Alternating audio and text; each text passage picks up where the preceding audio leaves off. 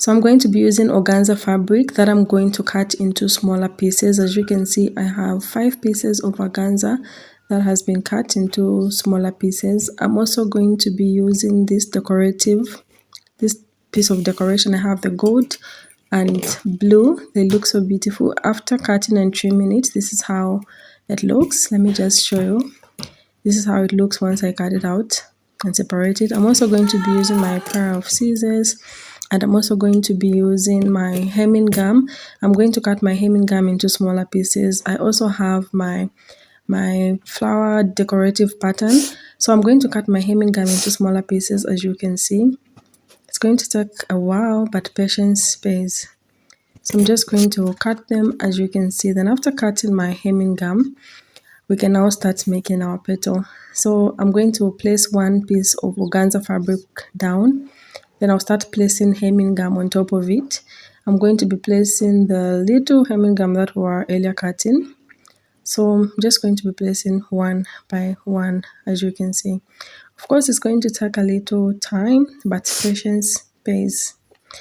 Then after placing the hemming gum on top of the organza, I'm going to get another piece of organza. Then I'll repeat the process. After placing hemming gum, I'll be placing the other pieces. Remember, I had cut 4 pieces of organza, so I'll be placing them on top and layering them on top of each other and placing hemming gum until we reach to our last final piece. So as you can see now, I have finished placing all my hemming gum, and I'm putting my last piece of fabric on top. As you can see, so I'll place the hemming gum on top. Oh, this is not my last. This is my last piece of fabric. The next, I'm going to get my pressing iron, and I'm going to start pressing and ironing. So you have to be very careful and make sure you don't scorch your fabric, burn your fabric. So to be extra careful, I think you can use pressing cloth. So what you have to do is just get your pressing cloth and press on top, not directly onto the fabric, to avoid scorching, especially if you're a beginner. So as you can see, I'm just pressing with the help of my pressing cloth. Then after I finish pressing and ironing, this is how the hemming gum is going to hold everything together, as you can see, and it looks crisp and hard, a little bit brittle. It's brittle. Then next, I'm going to get my design of the petal. I'm going to place it and pin it on my fabric. Then I'm going to cut it together with the fabric. So I'm just going to cut it, as you can see.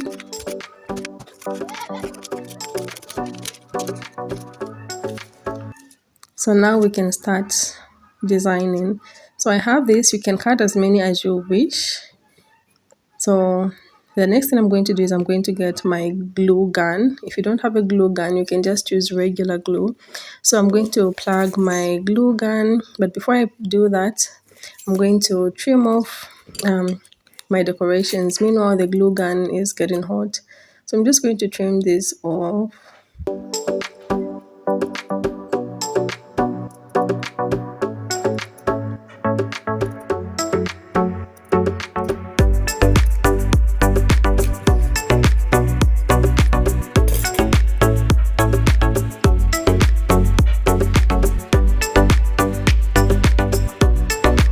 Okay, so in the background, I had cut off 3 more pieces, making it 4.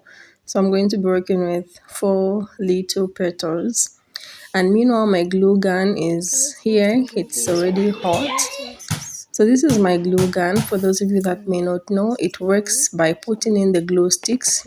So this is the glue sticks. You have to put the glue sticks in here, and then once the glue gun is hot, the glue sticks will start melting.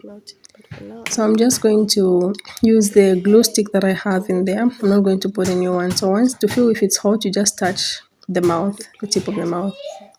So I'm going to connect my glue gun and plug it into the socket, electric socket. It works with electricity. Then after I plug it in the electric socket and it's hot, it's going to start releasing the glue. So there's the glue, as you can see. I'm going to start putting the glue right at the edges of my petal flowers.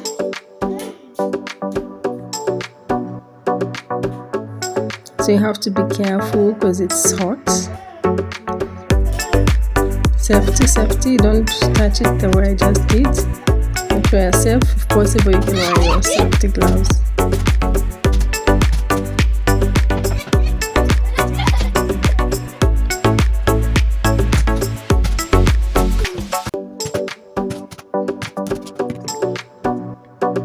So next I'm just going to attach my stones or beads, whatever you have. I'll be attaching mine here. So this is how beautiful it looks. So I have done this on the other 4, and next you can put them on your dress or anywhere you want them to be and make your beautiful gown with 3D effect. Thank you so much for watching, guys, and don't forget to subscribe. Give this video a thumbs up if you found it useful. Bye, and see you in my next tutorial. Thank you so much once more.